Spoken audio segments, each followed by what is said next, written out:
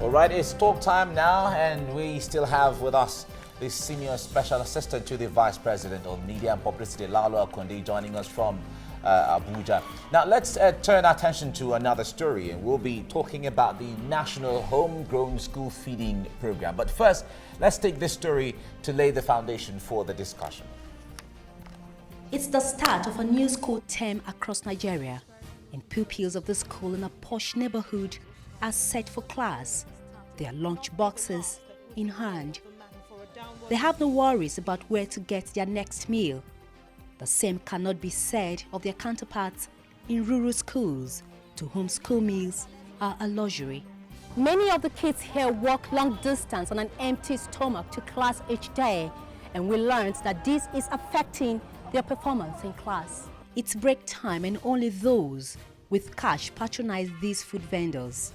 And as I interact with them, it brings back memories of my days in Army Children's School, Otukpo, North Central Nigeria. Then walls of my stomach hurt as a result of hunger, and hope was my only source of strength. I'll give you money, eh? But these kids are leaving nothing to fate, but want the government to implement the school meal program.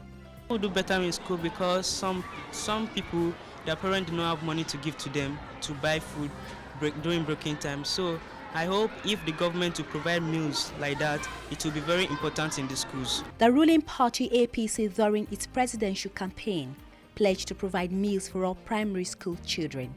This inspired many poor households to vote for the party, and now it's payback time. They are asking President Buhari to live up to his pledge.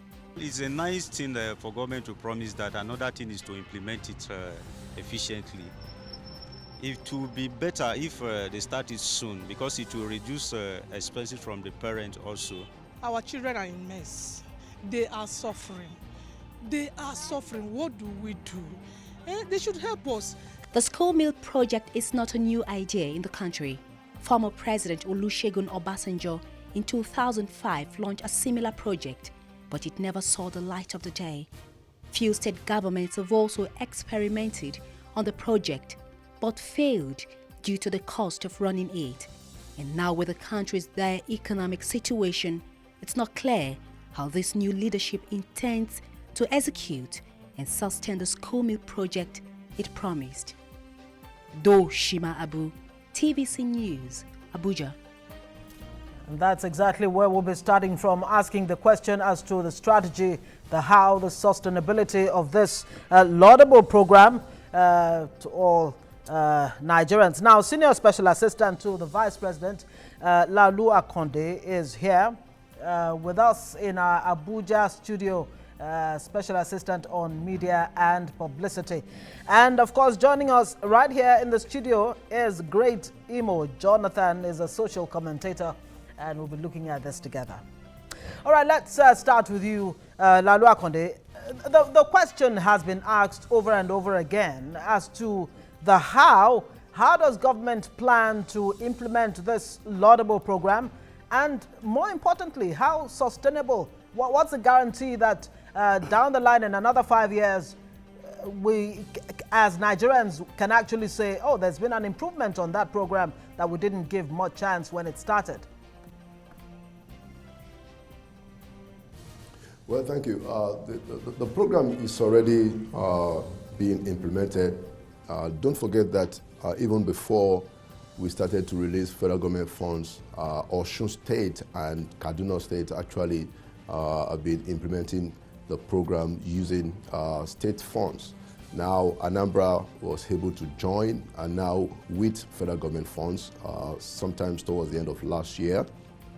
And this week, federal government has also released additional funding, close to about 400 million naira, to ramp up the program so that we have federal funding going on in Anambra, in Oyo, Ogun, Osun, and Ebonyi State. Later this week, we believe that Samfara and Enugu will also get their funds to kick off this program, so that you can say that by the end of this week, we'll be implementing this program it will be at play in at least about 7 to 8 states, 8 states if you count Kaduna also. So this program is already on a roll, and we plan to increase the number of states, as we go. What has to happen is that states have to meet a set of requirements, to show commitment and preparation. We have to train the cooks, we have to identify the schools, we have to identify the pupils, they have to be medical and health screening for the cooks, and several other criteria that has to be met. And all of this is in progress in as much as the 18 states that we intend to cover in the first phase of the program. So the program is already going on very smoothly, as it were. Now, talking about the issue of the sustenance, you will know that the federal government in the 2016 budget, provided for about half a trillion naira for its entire social investment program. Now, going forward in 2017, the president has also submitted in his estimate for 2017 an equal, the same amount of money, about 500 billion naira, to keep all the programs going. And it is in fact the plan of government to expand as we go. So in terms of funding for the program, this is not a one-off thing. The federal government is committed to all the social investment program, and we will continue to pursue it. There are also options on the table as to how to institutionalize this program, maybe by law or maybe by legislation, and that option, I believe, is also on the table. So certainly this government is committed to it. It is not a one-off program, and we see the social investment program not only as just trying to meet the immediate needs of the people, but also a way to reflate the economy. All right, Laolu will come back. In the hands of. Yeah, Laolu, we'll come back to you on this. Let's bring in Great in here. Now, you have been following, I remember we've had you on this program to talk about these things before and all of that. Are you concerned in the strategy and even the sustainability of this program, like Ngozi asked the question earlier to Laolu? Well, every Nigerian is concerned about the sustainability of the program, also bearing in mind that once there is a change of government, usually the Nigerian way of doing things that they throw off some of these policies and some of these programs. And also the sustainability strategies that Laolu have discussed, it sounded okay, but it should not just be dependent on government throwing in more money. I also want to see if we can be a bit more detailed, do a kind of backward integration and forward integration program on agriculture for the purpose of the school feeding program. That is the only way it can be sustainable. For example, instead of pouring just money given to cooks to cook food, you can also have a partnership programs with private sector people who are funded to go into agriculture to produce certain amount of food, quantity of food, some for the schools kids, and then the others can even be sold, and also the money banked for this project. So you acquire landed properties, in partnership with private sector, so that the monies being employed are no longer just expenditures, they also become capital investment. You are investing in agriculture, expanding, because the back end is the more important thing. It's not just that you're putting in 500 billion now. If the inflation rises, you require more money, and government will keep looking for money. Maybe you want to borrow $30 billion. We start looking for how to also, while we're looking for how to, deal with infrastructure, we now start looking for money to deal with these issues. People start getting discouraged and all of that. What were the reasons, like he mentioned, if Oshu State started and Kaduna State started, why did they stop? Was it because it was not a good program? It was a good program. And it was not only money that was required. There has to be logistics worked out. It's not just enough to have a cook. What are the line of food that these kids are going to be eating? Is it just going to be an endless variety? If you are going to identify what is required, if it is 10 line of items, you make critical investment in it. Put in money, give private sector people to go into this farm produce, and so that it can be more sustainable. So that not only do you have money, you don't get to a station where you have money and you don't even have the food. Great, very interesting points you just raised there, and of course we will expect Laolu Akande to respond to all of this when we come back from this short break. Stay with us.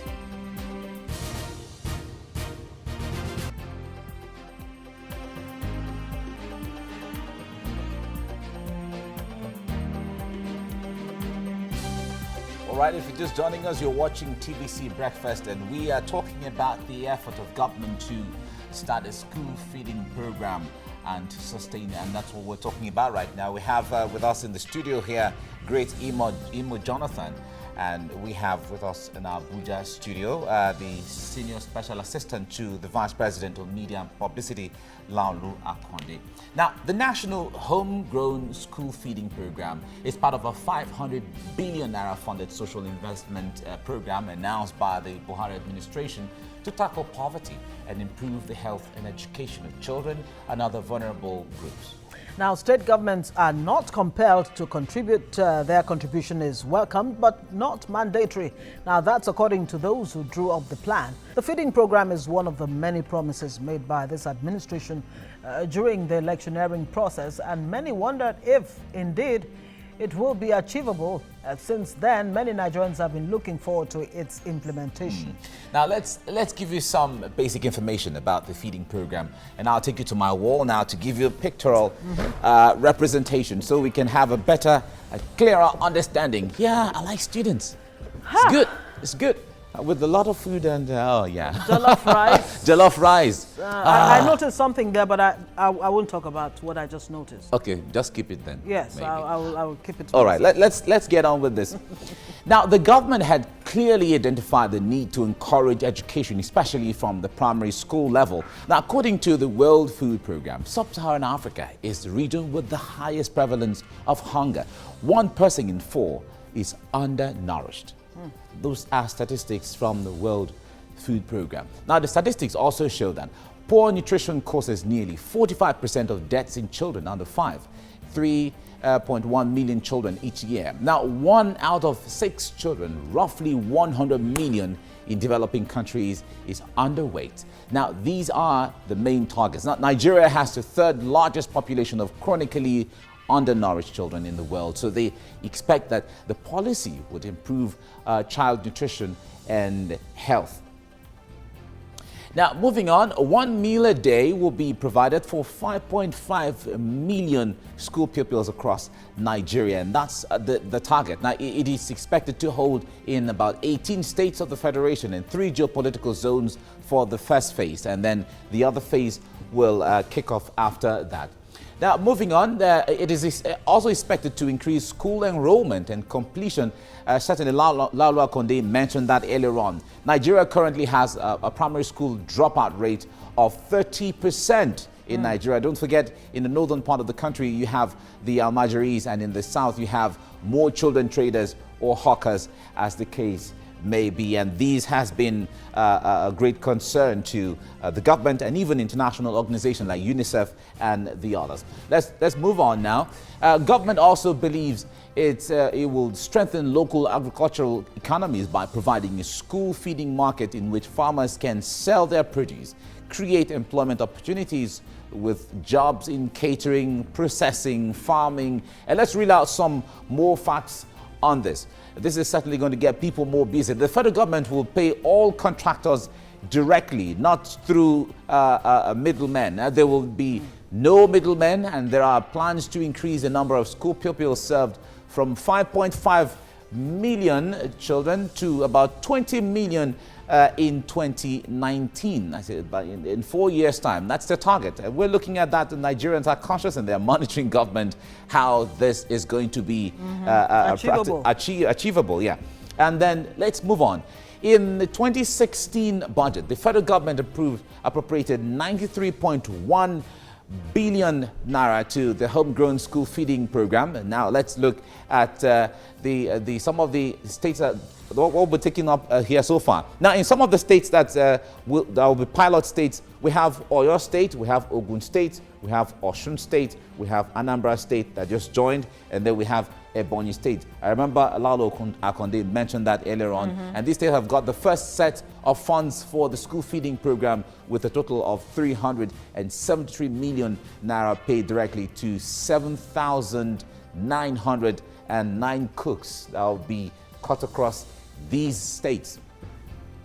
Now, moving on now, 1,380 cooks in Ogun State have been paid 119 million naira to feed 180,000 pupils in the first phase. Now, in Ebonyi State, we have about recorded about 165,000 pupils, and about 1,460 cooks will be involved, and about 115 million naira has been paid. If you go to Anambra State, about 96,000 pupils have been identified in primary schools in there, and then 937 states, that's Anambra State we're talking about now, 937 cooks will be paid, will be involved in the program, and 67.5 million naira has been paid. If we move to Oyo State has about 103,000 pupils that will be benefiting from this program, and about 1,437 cooks will be involved. And if we break it down, about 72.2 million naira has been earmarked for that project. If we move on to Osun State has about 142,193 pupils that will be benefiting from this, and then about 2,688 cooks will be paid to carry out that job for those students, for those pupils, and 867,370 million has been all right. At this point, actually, I'd like to take it back to Laolu Akande. Yes, over and over again, you hear that this truly is a laudable project. It's not the first time it's happening, not in Africa, and not even, I mean, a place like the United States. They've been doing it for like 7 decades, and they still have challenges with it. Now, specifically, the question is, how do you ensure that these meals that will be given to these children will actually meet the target of ensuring improved nutrition? In other words, will this not be like prisoners' food in Nigeria, which is an issue for another day? So we have a lot of requirements that has to be met at the state level. And one of such is the issue of, first of all, identifying the food, ensuring that it's prepared in a very hygienic way, train the cooks on how it's going to be done, so that we know that it's going to be nutritious for the puppies. So yes, we take care of all of these things, and it's part of the preparation checklist issue of making it nutritious, ensuring that it's hygienic, the preparation is hygienic, and the right kind of food is selected. All of these are part of what we have to do with the states to ensure that they are ready. But I also wanted to add, very importantly, that this feeding program is not just a social welfare program. As a matter of fact, it is more of an economic strategy. And we're already working with the private sector. We are working with farmers in each of these states. So the food that is being served, that is being cooked for the puppies, are the ones that the farmers in those states are producing. So we are spurring farming in the local areas. We are spurring employment. We are, cooks are being hired. So this goes beyond just a social welfare program. It is also an economic strategy, and we're already engaging people in the private sector, if we can talk about it that way. So that is very important. And like you said, this program will also help the nutrition of the pupils. We have found out that when students are well fed, when they have nutritious feeding, it will improve their academic performance and also ultimately increase school enrollment. So if you look at this program, it does have a very holistic approach to it. It covers a lot of ground, and this is something that this president and this presidency is very committed to.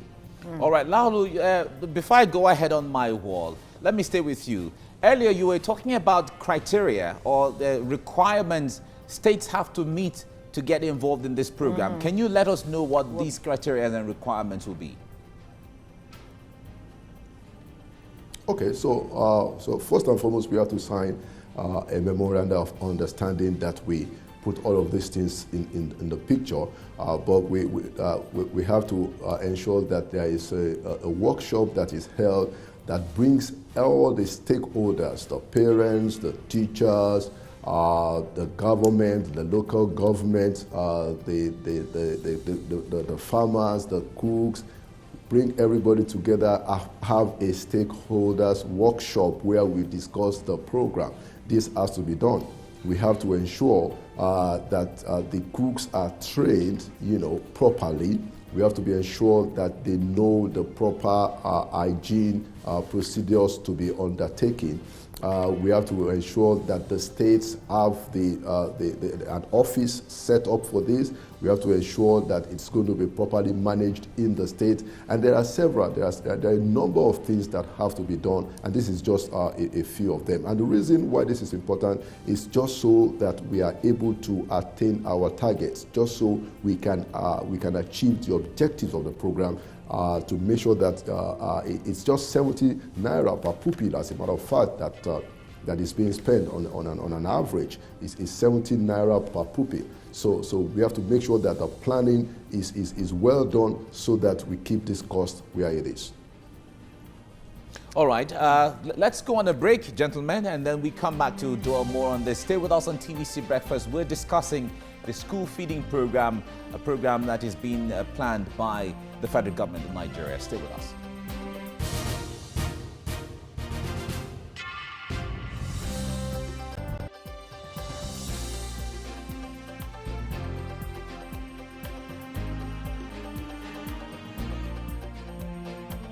You're welcome back. It's TVC Breakfast, and we're looking at government's school feeding program. Our guest in Abuja studio is Senior Special Assistant to the Vice President on Media and Publicity, Laolu Akande. Also in our studio right here is Great Imo Jonathan, a social commentator, and he's been looking at this with us on the show. Very quickly, of course, before we... And I am still and you on are my here on your wall. Let me just round off this. Information to reel out. Let me round off this, and then we get along. All right. Now, Zamfara State and Enugu State will be paid the total of 188 million naira and 67 million naira respectively to cover 270,000 pupils in Zamfara and 96,000 in Enugu State. That's about with about 2,738 cooks will be paid in Zamfara, while 1,128 cooks will be paid in Enugu State to handle this project. Now, this is still ongoing. Now, let me come to you, Great, on this. Now, earlier, you were talking about the issue of strategy. Now, some people have raised concerns about this program. So much money, 500 billion naira going into this program. Now, some explanation, especially from Laolu Akande, there's a ripple effect of people building capacity. But others have said if that money is thrown into infrastructure, quality of infrastructure, roads, for instance, issue of power, for instance, issue of quality schools, for instance, you're going to achieve almost the same kind of result. Well, I doubt if you're going to achieve the same kind of result. Okay. For example, I'm aware that between the period 2015 and 2016, end of 2016, federal government expended over 700 billion on infrastructure, especially to pay backlog of debt owed to contractors, and that did not really trickle down. I actually was believing in that argument. When Julius Berger earns money, sometimes it's only a handful that gets benefit. The monies are, reemployed in getting back, machine tools from Germany and all of those. So we still have a lot of that filtered away. What is strategic about this, and for which reason I support, is that it is homegrown food project that will encourage local farmers and all of that. So, and somehow, because there's not going to be one central supplier of goods and all of that is required, there is spread that what you feed the case with are fruit or things that are grown from the state. That is very strategic. But I also want to say to Mr. Laolu, when you talked about ensuring quality and standard, and as a matter of sustainability, he says that you've seen the food is good. That is usually the Nigerian way. We usually see when a federal government high delegation is coming, we plan, we prepare, even in communities or towns where the roads have not been tarred. The state governor will go and grade the roads, and then they will paint the stones everywhere there are no, the tarred roads, and paint the trees. And when people are still hungry, then they will clap. That is usually ceremonious. And there is one missing factor in the way we govern ourselves in this country.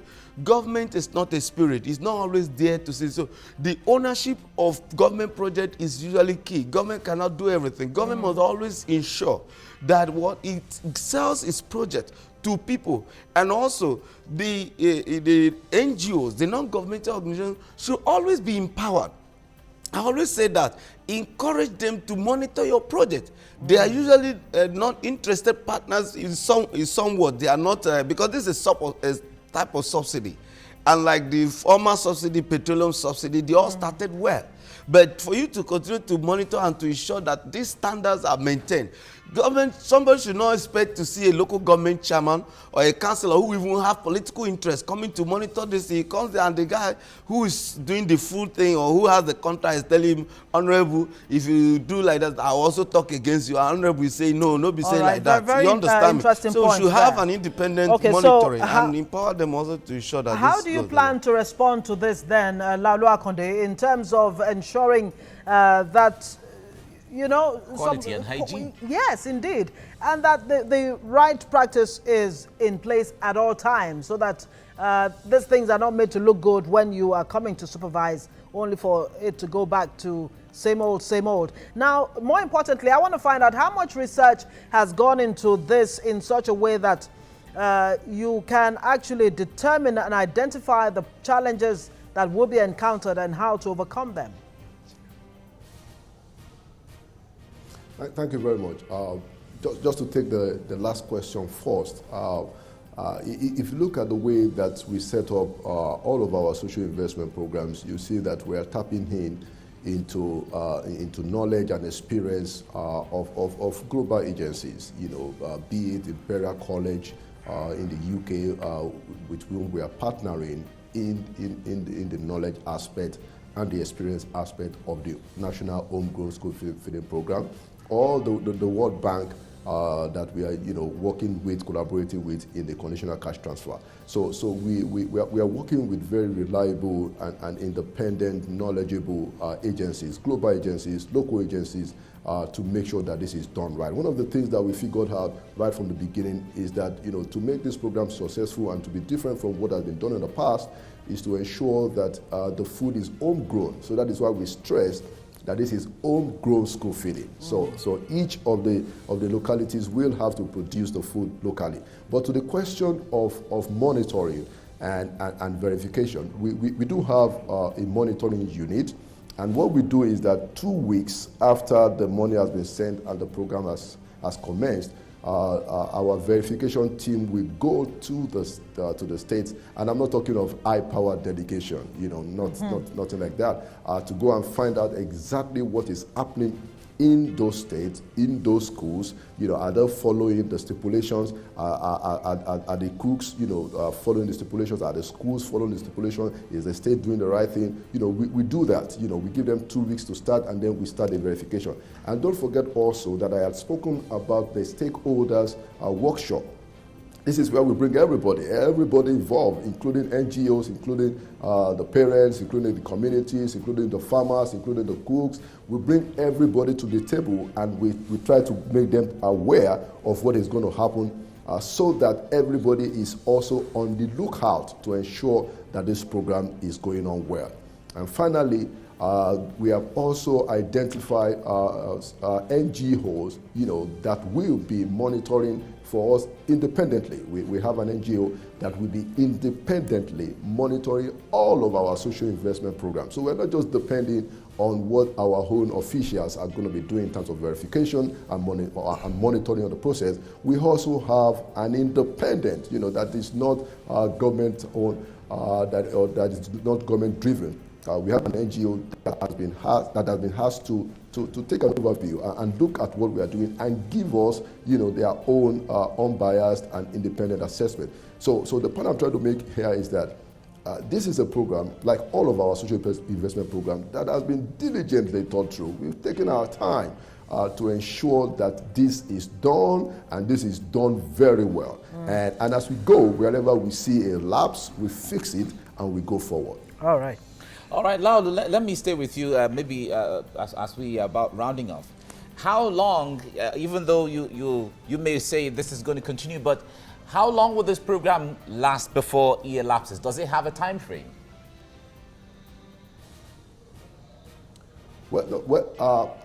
If you mean how long we are going to be implementing this program, yes, this program has been budgeted for in 2017. It's going to continue. For the duration of this administration, all of these programs are going to be in place. So it's not a one-off program. Like I said, we don't view it just as merely a social welfare. It's an important component of it. We want to meet the needs of the people right now while we develop larger economic restructuring, and that's going on. But also we see these programs as an economic strategy. It does have an economic strategy in the sense that if you look at all the programs, we are putting money in the hands of the people. And that is why in all the payments that are going on in the social investment program, there are no stop parties, there are no middlemen, there are no middlewomen, no middle people. Money goes directly into the hands of the people, whether it's the conditional cash transfer. We understand that. The beneficiaries directly. Okay.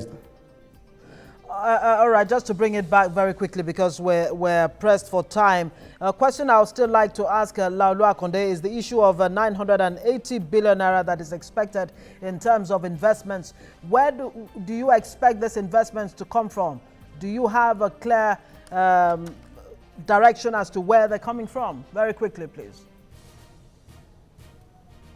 No, I don't understand your question. You're Can you repeat your question, please? You're expecting 980 billion naira worth of investment into this school feeding program. Am I correct?